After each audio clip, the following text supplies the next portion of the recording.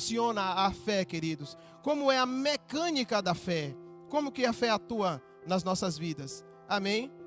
Alguém pode se perguntar, eu tenho fé? E será que eu tenho fé? Como saber se eu tenho fé? Queridos, eu preciso dizer que você não precisa sentir que tem fé. Você não precisa nem sequer, entenda o que eu vou dizer, eu vou explicar. Você nem precisa saber que tem fé. Você precisa saber se você nasceu de novo. Você nasceu de novo? Pronto, se você nasceu de novo, você tem fé. Quem diz isso é a Bíblia. E a Bíblia é uma autoridade sobre esse assunto. Tudo que nós sabemos sobre a fé, nós só sabemos pela palavra, nós só sabemos pela Bíblia. E a Bíblia diz que eu e você, nós temos fé no momento que nós nascemos de novo. Eu quero dar um exemplo para você. Fé é como um menino e uma menina, você nasceu do seu pai e da sua mãe. E quando o seu pai e a sua mãe gerou você, foi gerado e colocado em você o DNA do seu pai e o da sua mãe. Há uma quantidade de cromossomos correspondente ao seu pai e há uma quantidade de cromossomos correspondente à sua mãe. Está lá. Se fazer um teste de paternidade, vai dar lá no seu DNA que você é filho do seu pai e que seu pai é seu pai.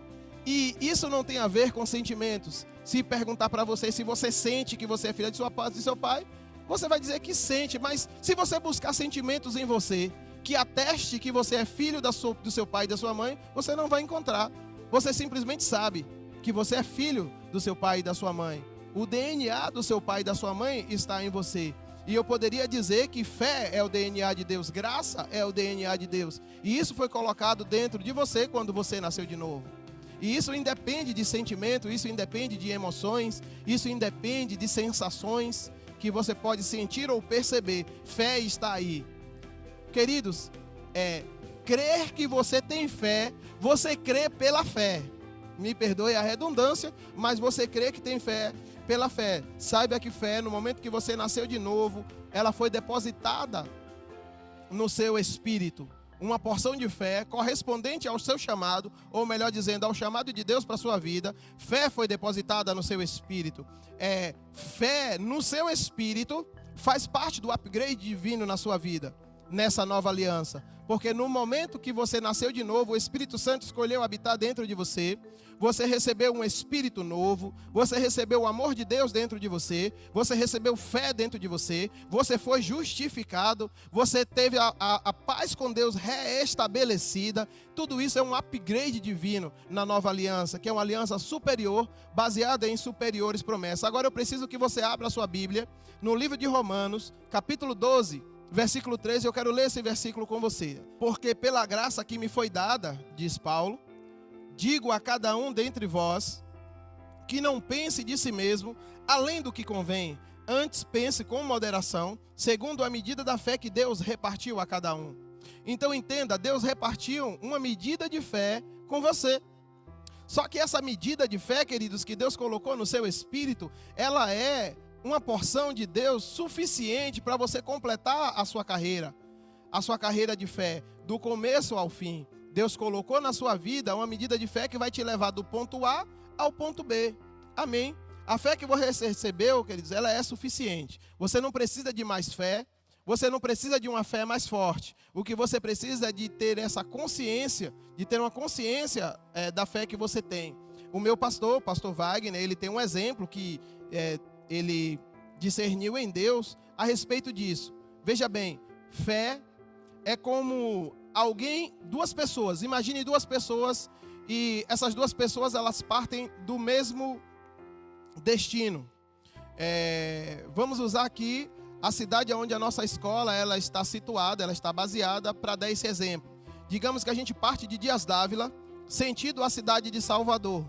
Então, o carro A precisa ir daqui para Salvador, mas o carro B precisa ir daqui para Camaçari, que é a primeira cidade na sequência em direção a Salvador.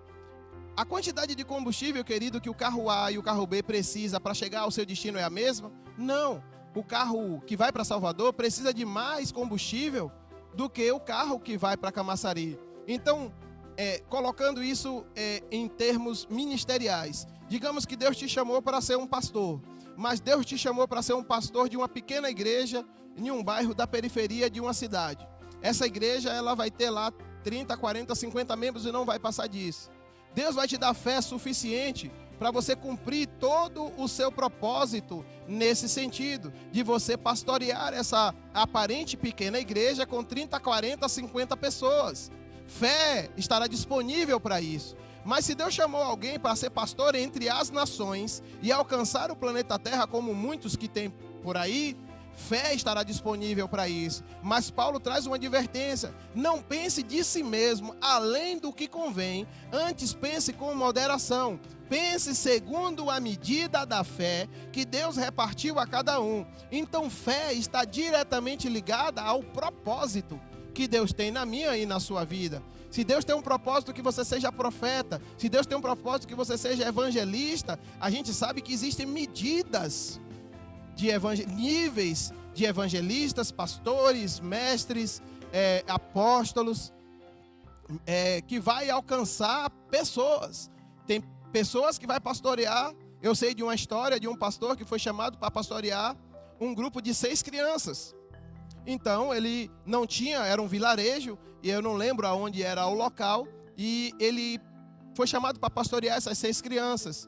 E em todo o seu ministério e em todo o seu pastoreio, ele nunca pastoreou mais do que aquelas 6 crianças. Ele era o pastor dessas 6 crianças. Só que essas 6 crianças cresceram, viraram adolescentes, cresceram, viraram jovens, e ele era o pastor dessas 6 pessoas, que agora são adultos. Cada um desses 6 pessoas se tornaram grandes pastores e evangelistas que alcançaram as nações, e alcançaram e fizeram um grande prejuízo no inferno. Entende que fé estava disponível para aquele homem pastorear aquelas 6 pessoas? E isso não tem nada a ver com galardão, isso não tem nada a ver se alguém tem um ministério maior ou menor do que outro, porque uma medida de fé, uma porção de fé foi disponibilizada por Deus para a sua vida. Queridos, eu quero te dar uma segunda dica do mestre: busque saber em Deus qual que é o teu propósito, qual que é o propósito de Deus para a sua vida.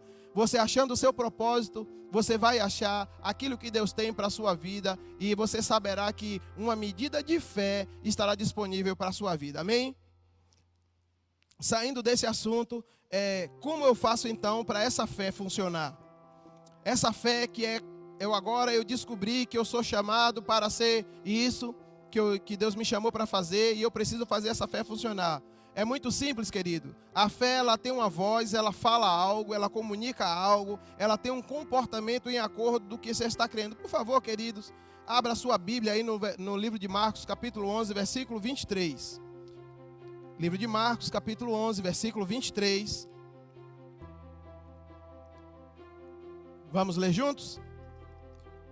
Porque em verdade vos afirmo que, se alguém disser a esse monte: ergue-te e lança-te no mar, e não duvidar no seu coração, mas crê que se fará o que diz, assim será com ele. Versículo 24. Por isso, eu vos digo que tudo quanto em oração pedirdes, crede que recebestes, e assim será convosco. Sabe, eu quero ressaltar algo com você sobre esse assunto. A fé, ela sempre se antecipa em ações aos fatos que se crê e espera. Você entende? A fé é a certeza e a convicção. Como a fé é uma certeza e uma convicção, a fé, ela deve sempre expressar a verdade. Entenda, se a expressão da fé não for uma expressão da verdade, essa expressão não é fé. Eu vou explicar melhor. Se você vai falar algo, Jesus disse: diga, se alguém disser a esse monte. E talvez você viu alguém dizer alguma coisa, agindo em fé, e coisas espetaculares aconteceram. E aí você tenta também agir em fé, né, conforme essa pessoa agiu, e aí você não obteve resultado. Você precisa investigar a sua vida em alguns aspectos, e você precisa investigar se aquilo que você está dizendo, que a expressão da sua fé é uma expressão da verdade que você está crendo. Amém? Isso que você está crendo é uma expressão da verdade? Se for uma expressão da verdade, isso é uma expressão de fé. Se não, não é uma fé genuína, não é uma fé bíblica. Amém, queridos? A fé, ela tem princípios que levam a ela a funcionar plenamente, perfeitamente. Se você não agir conforme a verdade, isso vai gerar frustrações, isso vai gerar decepções, pode gerar dúvidas e problemas. Há muita gente por aí que tenta declarar coisas, fazer confissões de coisas, decretar coisas e nada acontece. Então ela diz, isso é uma heresia, isso não funciona, não é assim que a fé se movimenta. Mas entenda, existem princípios para que a fé ela funcione. Entenda, na engenharia existem uma coisa chamada a metrologia, as medidas das coisas, as coisas que medem as distâncias, as temperaturas, e tudo isso são medidas em milímetros precisos, que se você fizer diferente, vai causar um dano, vai causar um prejuízo. Quem trabalha em engenharia, quem trabalha em obra, seja grande ou pequena, sabe que quando você vai fazer uma instalação e você não puxa a medida certa, você não tira lá a medida certinha, você não mede a temperatura correta daquilo que você está fazendo, tem lá os medidores de pressão, os medidores de temperatura, que tem que dar a medida exata. Então, isso vai dar sérios problemas.